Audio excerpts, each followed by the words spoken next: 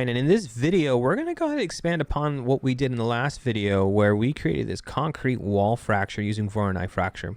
So in this video, let's create a more complex fracture. It's quite easy to do. I'm going to explore a couple of concepts that you guys can apply right now in your sims at home. Let's get started.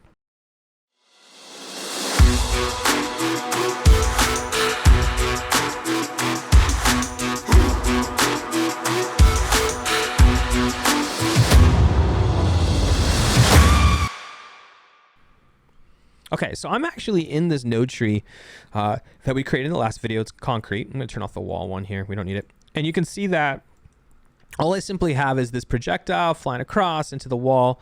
But let's say, for instance, we want to have a little bit more of a complex fracture. Let's say maybe some cracking happening coming out from here.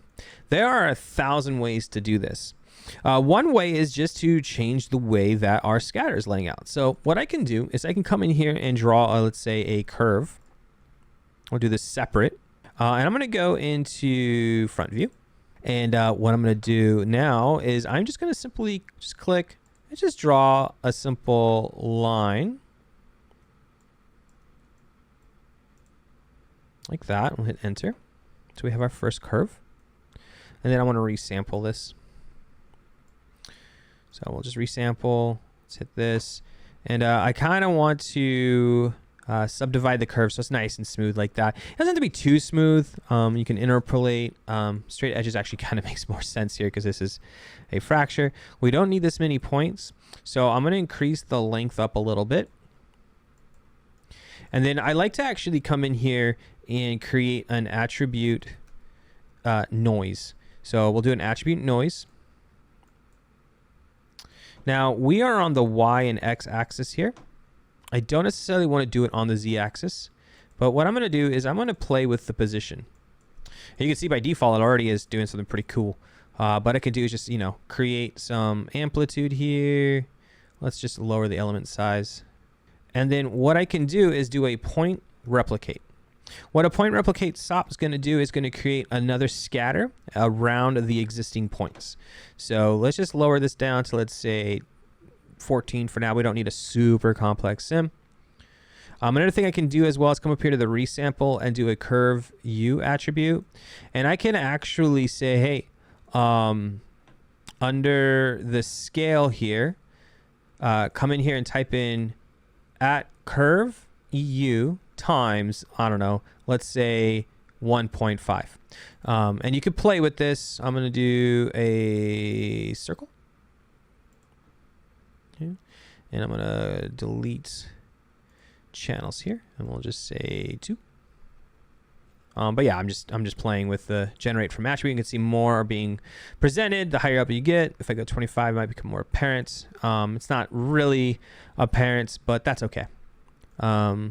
Again, that's being created from the resample, and yeah. So we now have more cracks coming up there. And what I can do is just merge this together into this tree. And if I click on the voronoi fracture, you'll see that we get more and more fracture. And I can play with this. Let's say transform here.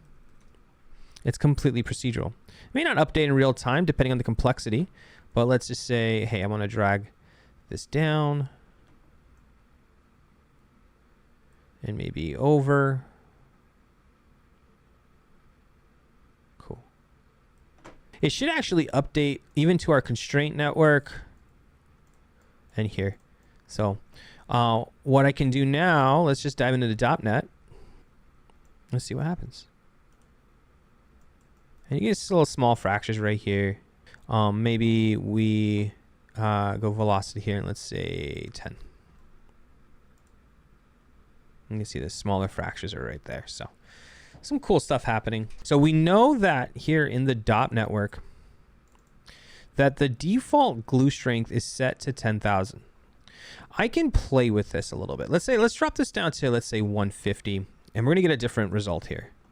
You can see the wall actually starts to break apart. Kind of cool.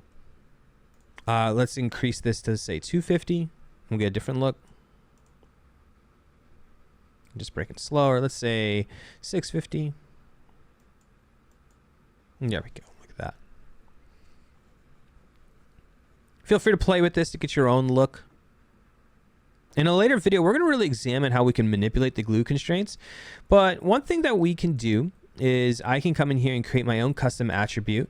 To do that, we could do an attribute create this on the primitives. We're going to call this strength.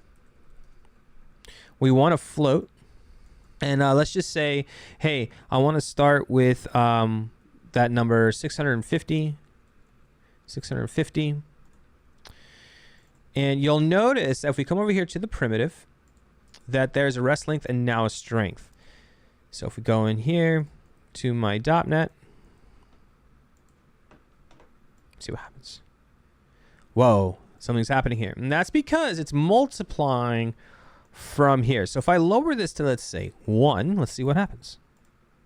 And we have that exact result that we had before. Actually, we have a few changes down here from the previous result. But now I can scale that up and say 1.5. If I come down here to the half-life, let's say I increase this to 1. You'll see the glue starts to break apart a lot faster. And this just simply is how quickly the glue itself is degrading. This is just one way that you can create more complex fractures and how you can use them. Notice how they're updated automatically into the glue. We also introduced how to introduce an attribute here to control the strength of the glue. And you can use the concepts that we did down here to do an active. Maybe you can actually start to see, hopefully you're able to start to see that we can actually animate along this. Check this out. I'm actually going to take, let's take this whole thing right here, copy. We're going to copy and just bring it down here. Okay, so there we go, transform. Now we don't have those points replicated just yet. But what I can do here is I can actually do that copy to point operation we did with the bricks. And I can create some geometry. So we're just going to do this with this sphere.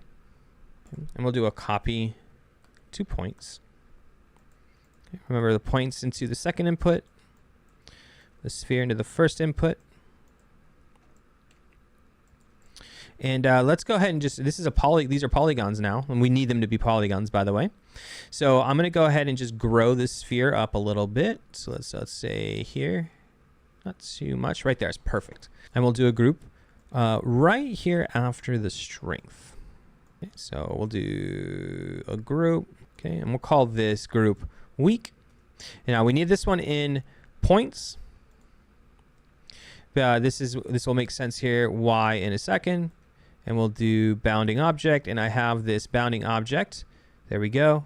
Now the problem with this though is we need this to be on here on the primitive. So there's a way to do this. What we can do is we can do a group promote. And what this will allow me to do is take this group here, which is weak, and I'm going to take it from points to primitives. And now you'll notice right here I have group weak. And what I can do now is also do an attribute create. So I'll just come here, copy the attribute create, bring this down. And let's just make this much weaker, and we'll say 150, and then we'll do a value of 150 right here. Okay. And you'll see under the group, oh, we gotta actually add the group in, weak. You have 650, and then where it's weak, it's 150. Let's see what happens now. Dive in here. I'm not going to touch anything. I just want to see what happens. And then boom, you'll see that there is, actually lower the half-life so you can see this even better. Let's go 0.1. That the glue starts to weaken along this edge here a lot faster. So let's say 0.5 in, and we'll just say 1. There we go.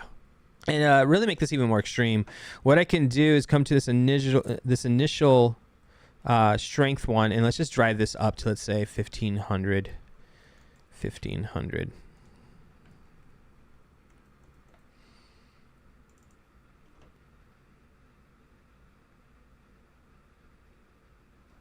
This is just one way that you can play with your fracture.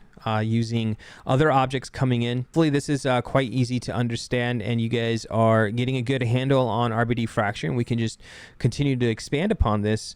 In the coming videos, we'll be looking at how we can take what we have just made here and layer them together and really start to control the glue constraints. Let me know what you guys think in the comments below. Is this video helpful for you? If you like what you see, let me know. If this is your first time here to the channel, please be sure to like this video and subscribe to the channel. I am always making videos in this vein. I love to create cool visual effects and help those understand that they can create visual effects at home too. And until next time, always be creating.